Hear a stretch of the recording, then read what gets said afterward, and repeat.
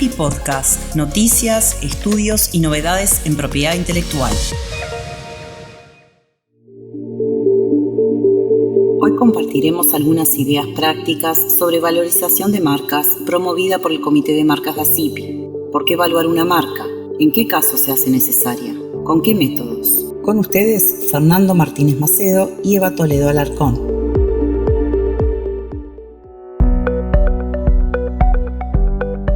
Muy buenas tardes a todos, mi nombre es Fernando Martínez, soy abogado de la Ciudad de México.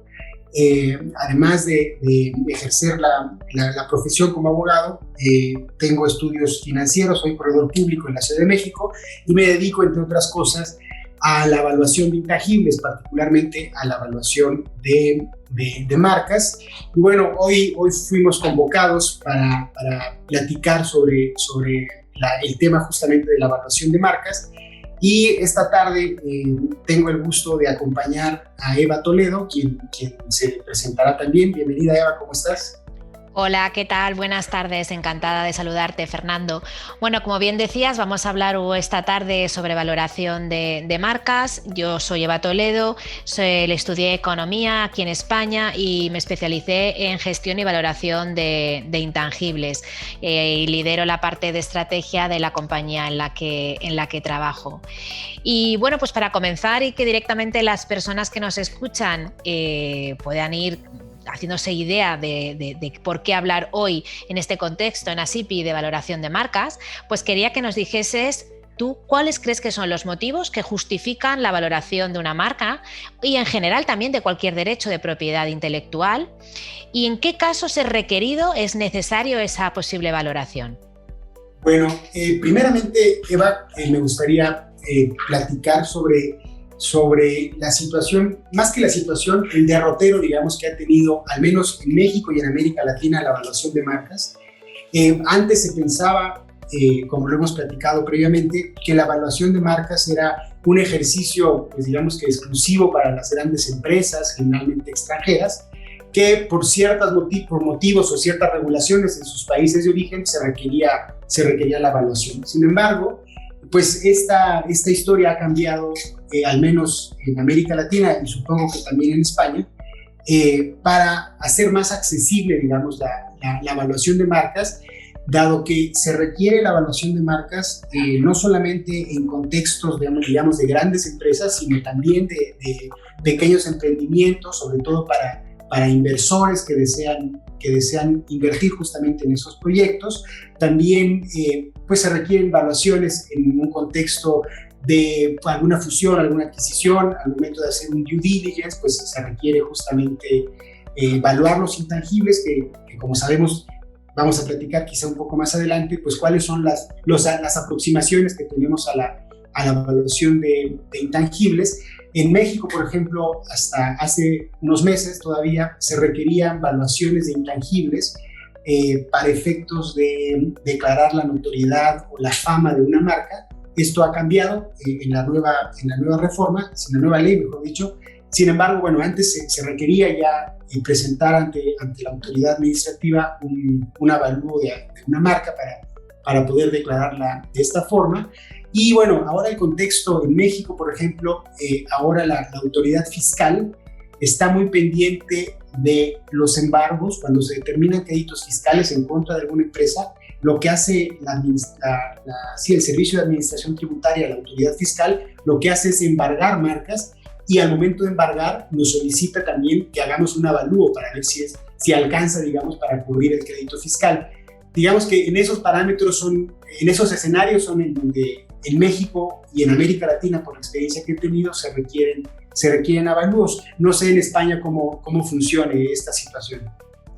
Pues vale, comenzando por el final de la pregunta, aquí en España no hay ninguna obligatoriedad, ningún contexto en el que la administración requiera esta valoración por parte de un especialista. Desde luego, no en el contexto de declarar o de probar una notoriedad o una reputación, no es obligatorio, sin duda puede ser un factor más a tener en cuenta, pero no se requiere como algo imprescindible. Sí que es cierto que en otros contextos, como el que tú decías, por ejemplo, en una liquidación de una empresa por un concurso de acreedores, si está dentro de la masa concursal, pues sí que habrá que valorarla para que el administrador concursal pueda satisfacer a los diferentes acreedores, pero muchas veces es el propio administrador el que, formado en valoración general de empresas, pues acomete esta gestión sin que sea necesario acudir a un especialista. Y luego sí que destacaría en España, en las operaciones vinculadas, cuando hay a lo mejor transferencia de estos activos entre empresas de un mismo grupo o donde uno de los socios tiene una participación superior al 20%, pues sí que es conveniente, aunque no es obligatorio, pero es conveniente que se haga una valoración para, digamos, guardar en caso de que en algún momento la agencia tributaria revise esa liquidación de impuestos que tenga que ver con esa operación, con esa transacción, y que la empresa, por lo tanto, pueda acreditar que ese precio que se dio era el precio de mercado que un valorador externo recomendó en ese momento del tiempo, pero más como una medida preventiva y para jugar con un valor adecuado que porque sea realmente obligatorio. Oye, Ana, perdón que te interrumpa. Sí, no. ¿Es común que en procedimientos litigiosos se hagan embargos de marcas? Sí, claro, y de hecho estos embargos se tienen que, judicialmente se comunica a la oficina de marcas para que quede apuntado en el registro y lógicamente se embarga como un bien más de esa compañía. El problema es que luego en ese embargo, lo que te comentaba, esa liquidación se puede encontrar la persona que tenga que acometerla con el desconocimiento de qué valor aportarle, porque como bien sabes, una marca que se ha generado internamente no aparece en el balance per se, estará pues en el fondo de comercio a través de los gastos que has acometido para generarla y mantenerla, pero en ningún caso es el valor de mercado, el valor real que puede llegar a tener esa marca. Solamente cuando hay una adquisición por un tercero sí que puede aflorar en el balance como una adquisición. Entonces, en esos contextos que tú me comentas de embargo, pues luego ya habrá que ver en esa segunda etapa para liquidar la persona responsable que decida qué camino tomar para poderle dar un valor, ¿no? Pero sí que se embargan y, como digo, además se apunta en el registro para que sea de conocimiento para terceros. Iba yo a apuntar, para un poco completar lo que tú has comentado, que yo diría para las personas que conozcan poco de este mundo, que la valoración de marcas, por lo menos desde mi punto de vista, solo tiene sentido acometerla si hay una razón que así lo justifique, ¿vale? ¿Por qué? Pues porque es un valor muy inestable, efímero, el valor de la marca está tremendamente afectado por factores exógenos y endógenos, entonces realizar ese esfuerzo en la valoración en sí misma, pues tiene que tener un sentido. Tiene que haber un motivo.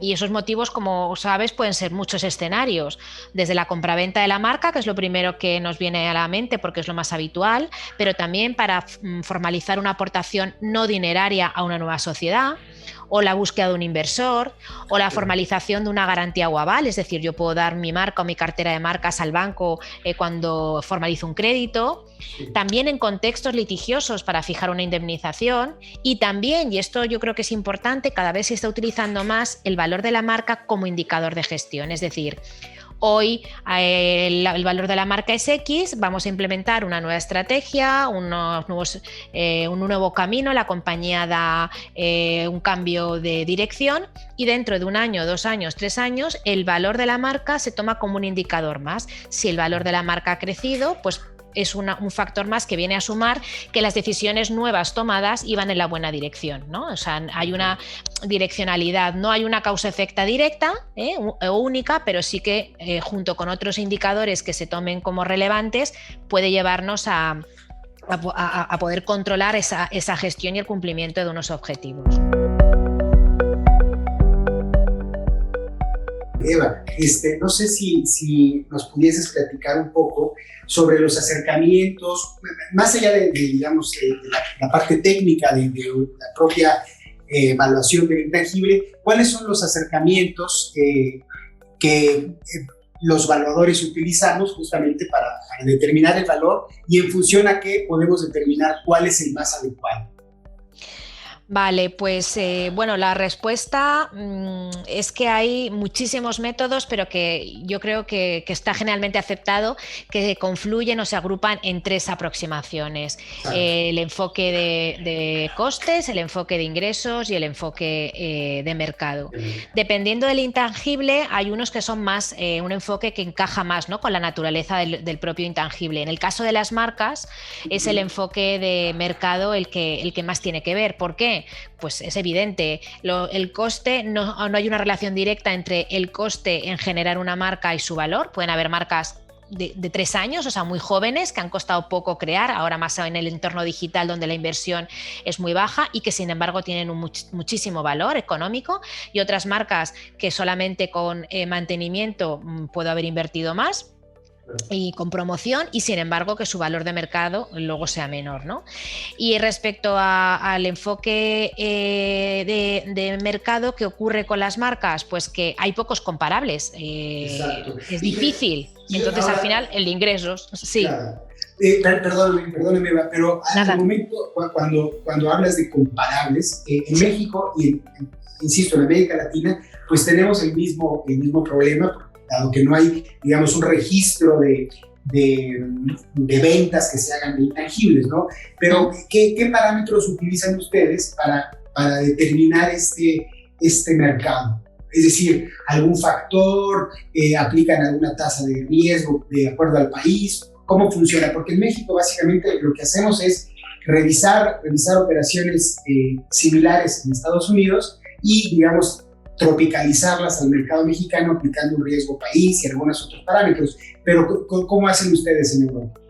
Sí, pues muy parecido a lo que tú acabas de comentar, es decir, esas operaciones comparables que buscamos, yo por lo menos los aplico dentro del enfoque de ingresos, no del de mercado, porque por esencia ninguna marca es igual a la otra, o sea, una marca con éxito es única e irrepetible, pues entonces por definición no vas a encontrar nada que puedas considerar comparable, pero sí que es cierto que en el enfoque de ingresos, que un poco para quien no lo conozca, y perdonar si digo cosas que son obvias, pero en fin, el enfoque de ingresos, es decir, qué ingresos futuros puedo generar, puedo disfrutar yo por ser el titular de la marca. Entonces, dentro de ese enfoque, una de las metodologías más utilizadas, que es la que se conoce como ahorro de royalties, sería preguntarme cuánto estoy ahorrando yo por ser titular y no tener que pagar a un tercero porque me permita disfrutar de la licencia. Y es ahí donde buscamos las operaciones comparables, pero para ver qué royalty aplicaría en caso de que esa marca fuese comparable. Entonces, ahí sí que realizamos lo mismo. Sabéis que en Estados Unidos se publican muchos listados acerca de los royalties aplicables en diferentes sectores, y es cierto que tenemos que adaptarlo a la situación del mercado, en este caso español o europeo, con la tasa de riesgo país y con, lógicamente, que ahí, como bien sabes, se implica también en cuestiones que tienen que ver con la seguridad que hay en ese momento, pero también la inestabilidad del entorno. Ahora las valoraciones que estamos cerrando, pues si se pueden cerrar a 31 de diciembre, pues casi que mejor, ¿no? Porque todo el primer trimestre el nivel de incertidumbre que hacía iba en contra del valor financiero, o sea, que yo creo que es el mismo, o sea, en grandes rasgos o en general es lo mismo. Tomamos datos donde los hay, que son mercado americano, y los tienes que adaptar a la coyuntura del mercado local o doméstico. Oye, Fernando, y cuéntame tú, normalmente en México y en otros países de Latinoamérica, ¿de dónde surge la iniciativa de valoración de la intangible? Es decir, ¿de la organización, de abogados, de fiscalistas? ¿De dónde ves tú que hay mayor motivación para la valoración de intangibles? Bueno, en México particularmente, en el caso particular, las solicitudes para hacer este tipo de ejercicios generalmente vienen de asesores financieros. En realidad, ni los abogados y a veces ni las empresas, cuando son empresas, digamos, familiares, ya muy viejas, no me hacen a mí los requerimientos. Generalmente son los asesores financieros y en particular los asesores fiscales. Porque, bueno, en México, cuando se hacen incorporaciones, cuando la empresa adquiere un intangible y lo incorpora a sus estados financieros, pues existe cierto beneficio fiscal para amortizarlo en determinados años y demás. Entonces, generalmente son los asesores fiscales son los que me hacen esas solicitudes. Sin embargo, los despachos de abogados, previamente a la reforma esta que te platicaba de que se requería el avalúo para la declaración de fama o notoriedad, pues fueron ellos los que lo solicitaron durante un tiempo, pero en realidad creo que los despachos, las firmas de abogados en México no tienen, digamos, dentro de su portafolio de servicios la evaluación de intangibles. Y me parece a mí que es un tema fundamental por el tema, como habíamos visto, de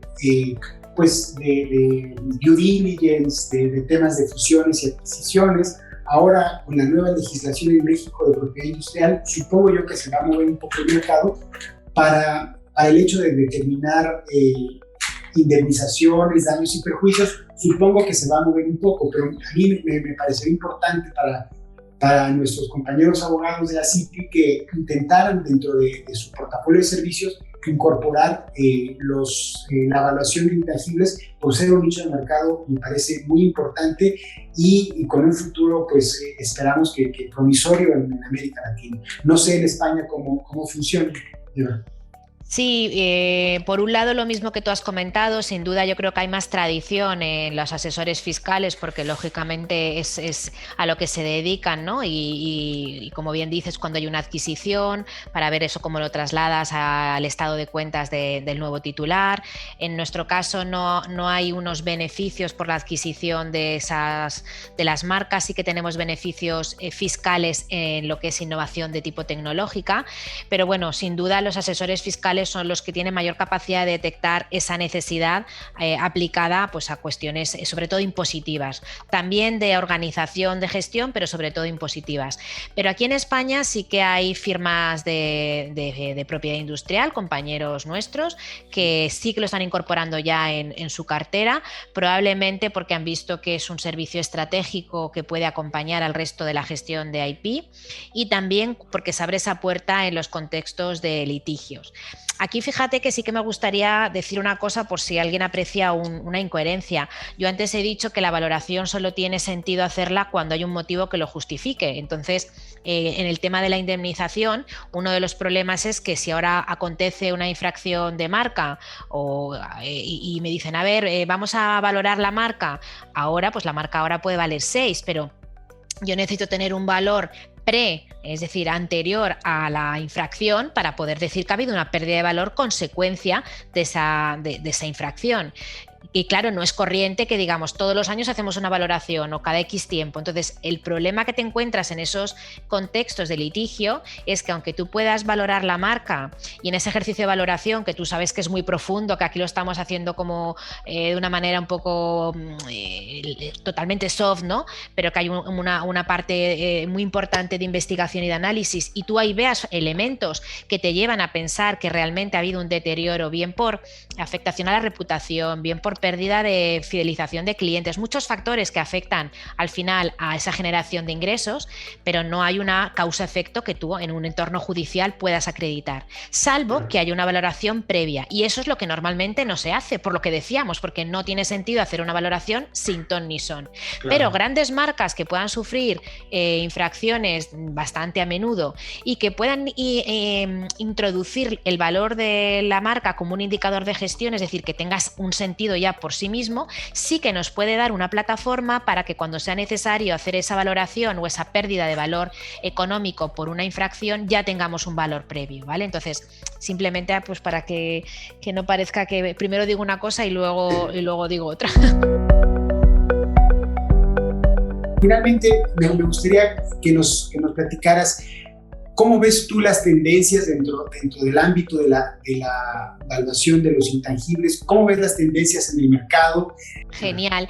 Pues mira, yo la tendencia la veo creciente, tanto en el entorno que hemos visto financiero o fiscal como en el entorno legal. Y sobre todo destacaría que lo veo como muy permeable. Lo estamos observando tanto en startups, proyectos muy incipientes, donde dentro de esa due diligence que los inversores realizan ya hay un capítulo específico de valoración de su IP, que a veces es tecnológica. Aquí estamos hablando de valoración de marcas porque es, digamos, como lo más cercano a todo el mundo, pero la valoración de tecnología está creciendo muchísimo.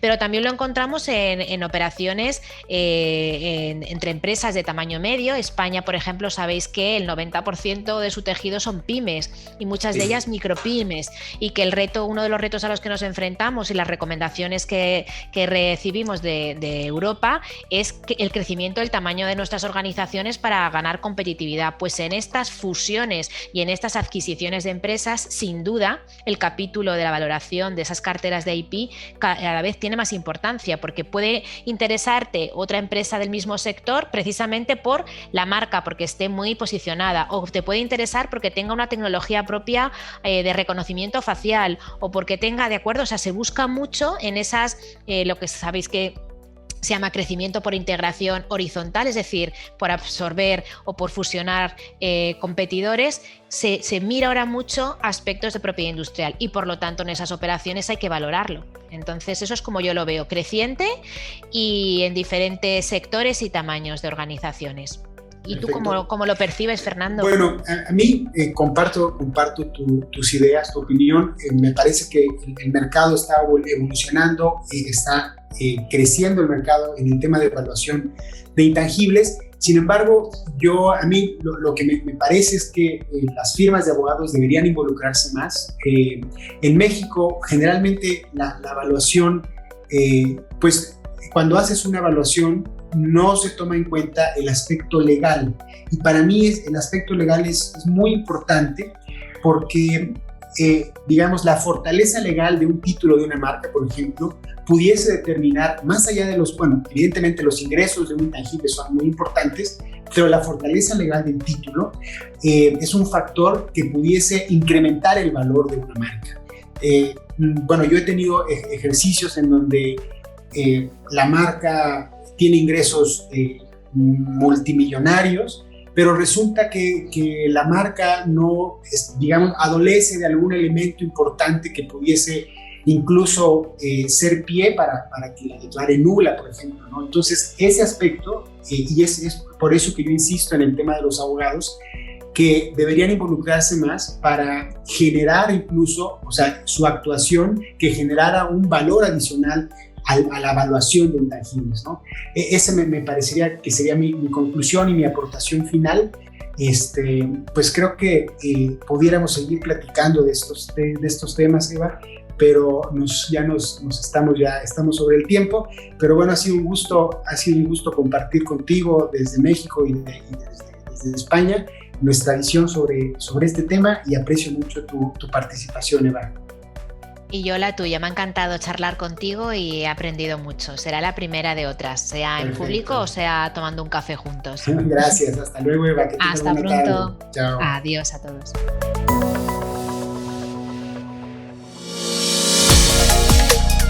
ACIPI Podcast, noticias, estudios y novedades en propiedad intelectual.